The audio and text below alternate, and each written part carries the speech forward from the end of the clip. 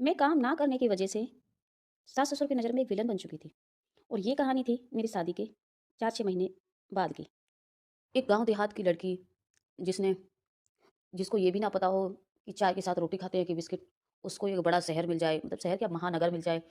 बल्कि उसे ये भी नहीं पता कि महानगर में, बड़े शहर में घूमना भी होता है, वहाँ कुछ देखने की चीज़ें भी होती हैं।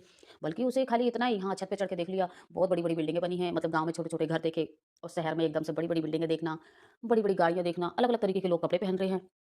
ऐसा ही खाली उसने इतना देखा, क्योंकि उसमें इतनी समझ ही नहीं है कि वो ऐसा जता सके कि मुझे ये शहर में जाके देखना है। नहीं, क्योंकि अंदर डर भी है। हाँ, नहीं, इधर तो थोड़ी भीड़ भी रहती है, इधर की गलियाँ जानते नहीं, अपन खो जाएँगे इधर, तो किसको बोलेंगे कि हमें अपने घर जाना है।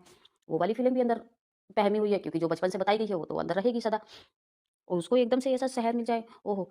बल्कि मुझे भी लग रहा था कि हाँ, मैं फ्री की रोटी तोड़ रही हूँ, पर मज़ा भी आ रहा था। ये कहानी थी फिर बच्चा होने के बाद की। काम वाली आ रही है, 10,000 रुपए ले रही है और मेरी भी मालिश कर रही है, खाना भी बना रही है, कपड़े भी धो रही है, झाड़ू-पोछा भी कर रही है, सारा कुछ। और जबकि झाड़ू-पोछा का तो गाँव में काम ही नहीं था, क्योंकि हम अंदर तो झाड़ू लगाते ही थे, चाहे वो भले कच्चा हो या पक्का हो।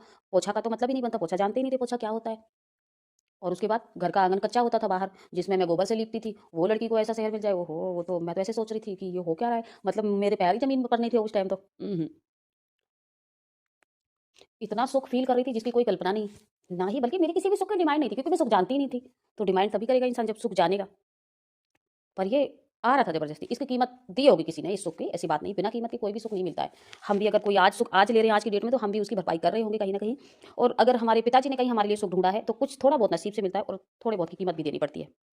फिर आता है लाइफ़ में एक ऐसा मोड़, जिसमें मुझे चुनाव करने के लिए चुनना पड़ सकता है कि जो इतना सुख मैंने अभी बताया इससे पहले, या तो इतना सुख चुनूँ या फिर मैं अपना कर्तव्य चुनूँ। कर्तव्य चुनती हूँ तो मुझे दर-दर की ठोकर भी मिल सकती है। ये भी मुझे उस टाइम तक समझ आ चुकी थी कि अगर पता है कि अपन भूखे हैं और ये थाली रखी है, अपन ये थाली सेलेक्ट नहीं करते हैं, तो थाली को ढूँढना भी पड़ सकता है। तो ये पता हो चुका था मुझे। उस मतलब उस समझ तक मैं आ चुकी थी। ये थी मेरे 21 और 22 की उम्र के बीच का दौर, जब मुझे ये दौर सेलेक्ट करना था कि मैं क्या चुनूँ, सुख या कर्तव्य? तो मैंने उस टाइम, और मुझे पता था कर्तव्य में मेरे दर-दर की ठोकर आएँगी और इतने अनगिनत दुःख आएँगे और इस सुख का तो नामो-निशान मिट जाएगा। मैंने उस टाइम कर्तव्य चुना। और हाँ, कर्तव्य चुना भी। अपन उस कर्तव्य की दर-दर की ठोकर में खुश भी रहने लग गए। अपन उस लाइफ़ से कोई, क्योंकि अब वो मैंने ही चुना था, कोई दूसरा नहीं ज़बरदस्ती देके गया था। वो मुझे ही 2 ऑप्शन खड़े थे, सुख या कर्तव्य, वो मैंने ही चुना था, तो वो मुझे प्रॉपर तरीके से एक्सेप्ट लगा, मेरे कर्तव्य के तौर से। पर एक एक दिन ऐसा आता है जो हमारे ज़बरदस्ती पीछे पड़ जाता है, सुख। पर अपन उस सुख को भी एक दिन में ऐसा नहीं मानते कि ये रियलिटी अपने लिए ये सुख है।